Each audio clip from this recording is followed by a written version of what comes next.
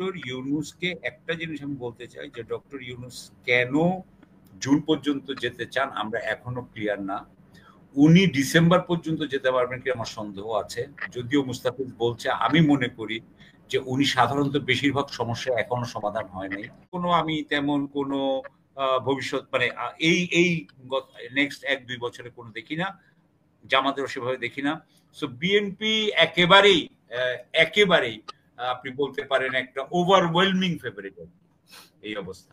আমি মনে করি এটা ওনারা এনজিও বইলা কিনা জানি না, কিন্তু আপনি যদি ইতিহাস দেখেন, আপনি যদি ভারত ইতিহাস দেখেন যে 1910-এর পর থেকে ব্রিটেনের কতগুলো প্রতিনিধি দল এই ভারতে এসেছে এবং ভারতের আপনার মুসলিম মানে কংগ্রেস এবং অন্যান্য নেতৃবৃন্দ অর্থাৎ ধরেন মুসলিম লীগ, জিন্নাহ, ওনাদের সাথে কত যে মিটিং করেছে, তাদের লন্ডনে যে কত আপনার গোল টেবিল বৈঠক হয়েছে।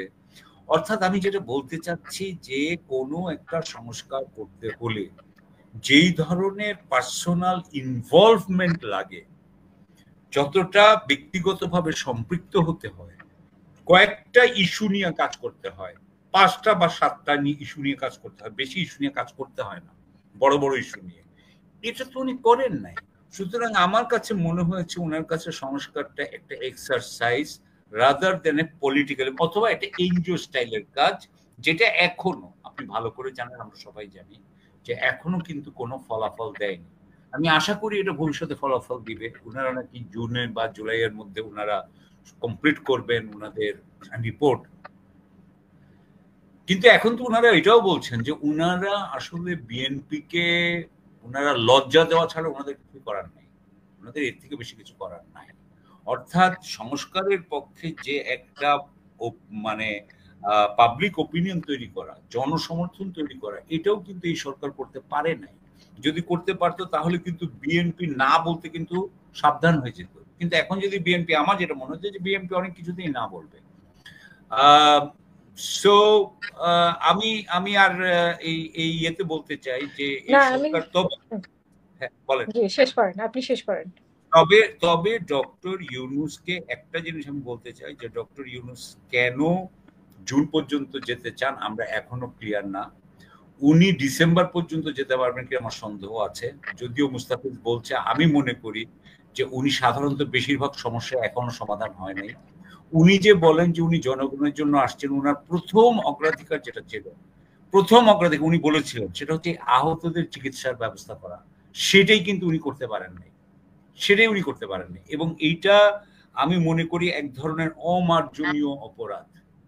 এবং এইটার ব্যাপারে তারপর তো আইন শৃঙ্খলা আছে, পণ্য মূল্য আছে, নানান ধরনের আছে আমাদের এখানে এখন।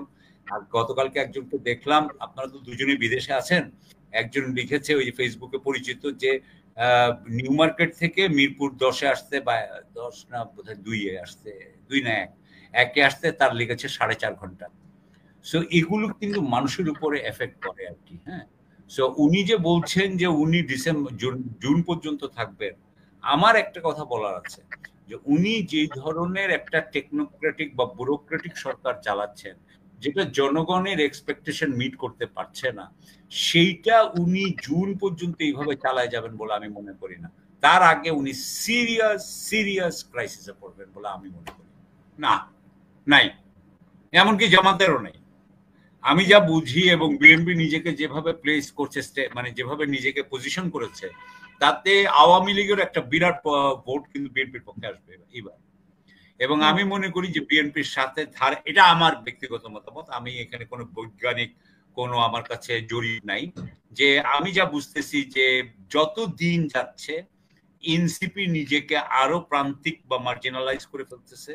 এবং আমার যেটা মনে হইতেছে, এবং আরেকটা কথা, এনসিপি যেটা বুঝে নাই সেটা হচ্ছে যে ইউনূস সরকারের এই অন্তর্বর্তীকালীন সরকার, যেখানে তাদের মেম্বার ছিল, তারা এই সরকারের কতগুলো যদি জনহিতকর কাজ করা হইতো, যদি ভারতের আধিপত্য বিরোধী কতগুলো কাজ করা হতো, কাজ, আমি রেটরিকের কথা বলছি না, কথার ফুল ঝুরি না, সত্যিকার অর্থে কাজ করা হইতো, যেটার জন্য এনসিপি তখন ওই জনপ্রিয়তাটা নিতে পারতো। যেমন আমি আপনাকে উদাহরণ দিচ্ছি যে জিয়াউর রহমানের জনপ্রিয়তার উপরে যেরকম ভাবে বেসিস করে বিএনপি হয়েছে, ঠিক সেরকম ভাবে যদি অন্তর্বর্তীকালীন সরকারকে কিভাবে জনপ্রিয় করা যায় এই ব্যাপারে এনসিপির একটা বিরাট দায়িত্ব ছিল, যেটা তারা মানে করতে পারে নাই, এবং যারা উপদেষ্টা ছিল তারাও পারেন নাই। সুতরাং এটা তাদের ব্যাড লাক। সুতরাং এখন এনসিপির কোনো আমি তেমন কোনো ভবিষ্যৎ মানে এই নেক্সট 1-2 বছরে কোনো দেখি না, জামাতেরও সেভাবে দেখি না।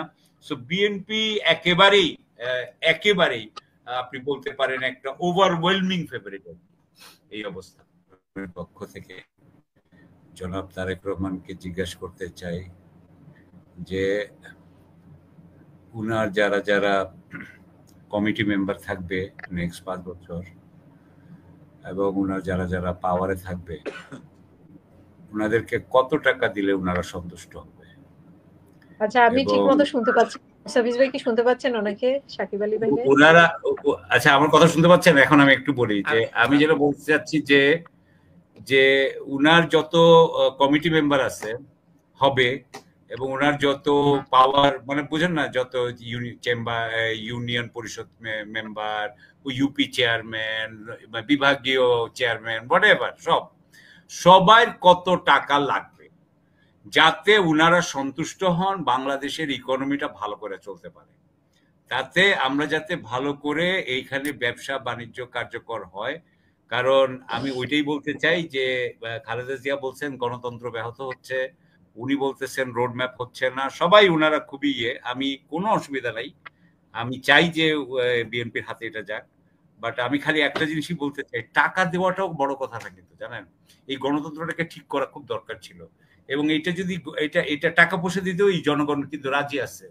কিন্তু যেটাতে আমরা রাজি না সেটা হচ্ছে কি জানেন, যে সবকিছু ঝামেলা পাওয়া যায় না, সবকিছু মানে হয়ে যায় না, আপনার কোলাবোরেশন থাকে না, সহযোগিতা থাকে না, এবং সেই জন্য আমরা কিন্তু সবসময় পিছিয়ে পড়ি।